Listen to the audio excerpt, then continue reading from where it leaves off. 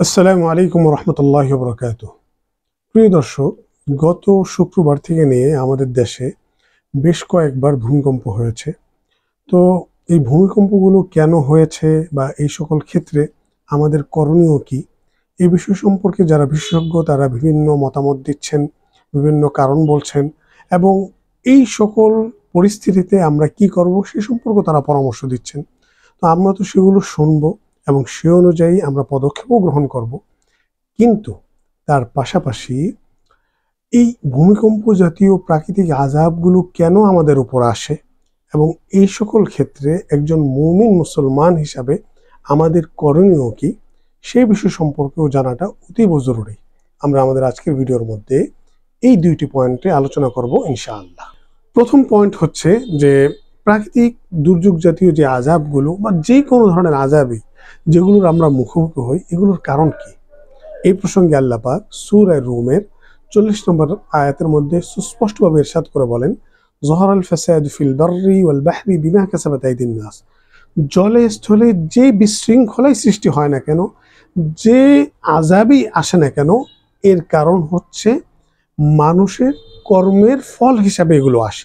সোজা কথা, আমরা যত ধরনের আযাবেরই মুখোমুখি হই না কেন, যা কিছু আমাদের উপর আসে না কেন, এর কারণ হচ্ছে আমরা যেই সকল কর্মকাণ্ডগুলো করি, যে সকল কাজগুলো করি, এই সকল কাজের কর্মফল হিসাবে, তার অনিবার্য পরিণতি হিসাবে আমাদের এই আযাবগুলোর মুখোমুখি হতে হয়। আবার তিরমিজি শরীফের 2211 নম্বর হাদিসের মধ্যে এমন 12টি গুনাহের কথা বলা হয়েছে, যে 12টি গুনাহ যখন মানুষের মধ্যে দেখা দেয় তখন মানুষের উপর ভূমিকম্পের মতন 5টি আযাব আসে।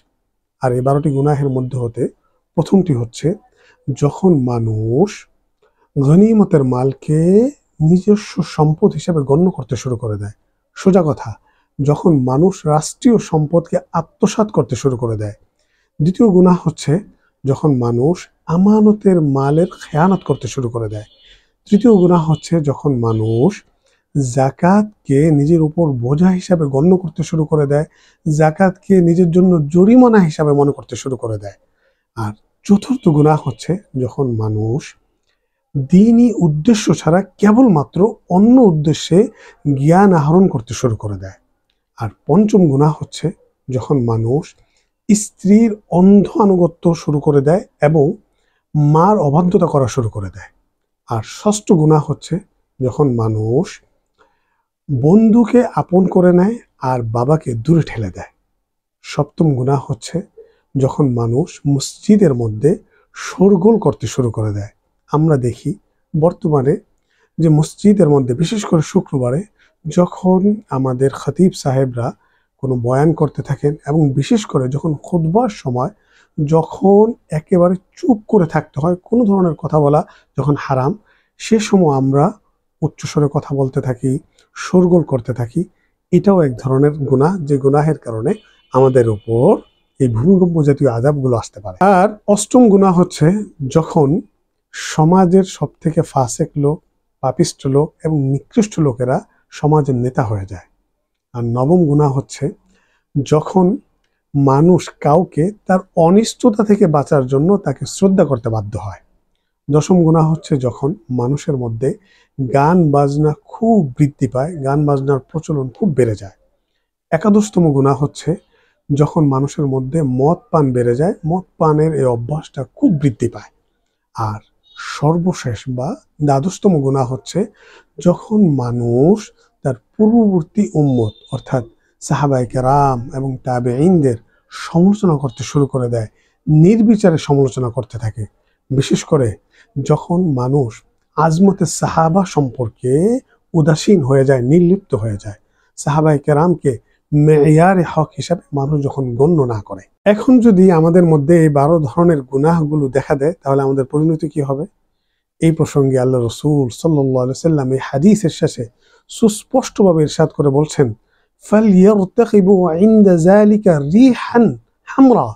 মানুষ যেন তখন যে গরম বায়ু, যে তীব্র দাবদাহের যে আযাব, সেই আযাবের জন্য যেন অপেক্ষা করে, ও জালজালা এবং ভূমিকম্পের জন্য যেন অপেক্ষা করে, ও খাসফান এবং ভূমিধসের জন্য যেন অপেক্ষা করে, মাসখান এবং চেহারা বিকৃতির যে আযাব, সে আযাবের জন্য যেন অপেক্ষা করে, কাযফান এবং পাথর ধস বা পাথর বর্ষণের যে আযাব, এই আযাবের জন্য যেন অপেক্ষা করে। এবং এই হাদিসের শেষে আল্লাহ রাসূল সাল্লাল্লাহু আলাইহি ওয়াসাল্লাম ইরশাদ করে বলেন যে যখন মানুষের মধ্যে এই গুনাহগুলো দেখা দেবে, তখন এই যে 5টা আযাবের কথা বলা হয়েছে, এই আযাবগুলো ধারাবাহিকভাবে তাদের উপর আসতে থাকবে। ইতিমধ্যে আমরা দেখেছি যে গত বছর আমাদের উপর এই তীব্র দাবদাহের এই আযাবটা আমাদের এসেছে, আমরা এটার মুখোমুখি হয়েছি।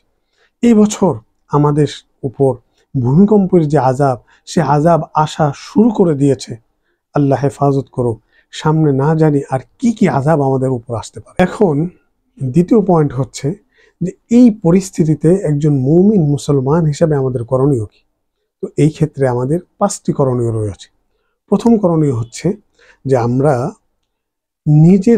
নিজেদেরকে এই প্রশ্ন করব যে এই গুনাহগুলো, যে এই 12 ধরনের গুনাহের কথা বলা হয়েছে, এই গুনাহগুলো আমাদের মধ্যে আছে কিনা। যদি আমাদের মধ্যে থাকে তাহলে আমরা অবশ্যই এই গুনাহগুলো থেকে তওবা করব। বিশেষ করে এই গুনাহগুলো থেকে তওবা করব, শুধু এই গুনাহ না, অন্য সকল গুনাহ থেকে আমরা তওবা করব এবং গুনাহগুলো আমরা ছেড়ে দেব।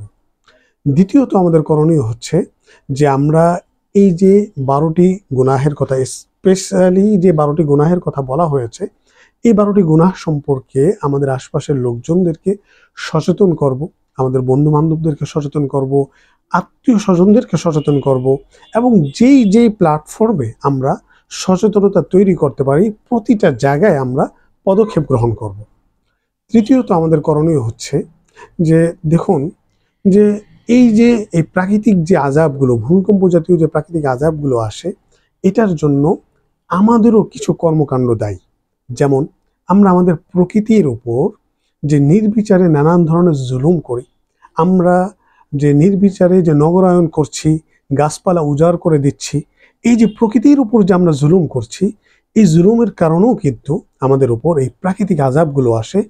এগুলো সম্পর্কে আমাদের সচেতন হতে হবে এবং প্রয়োজনীয় পদক্ষেপগুলো গ্রহণ করতে হবে।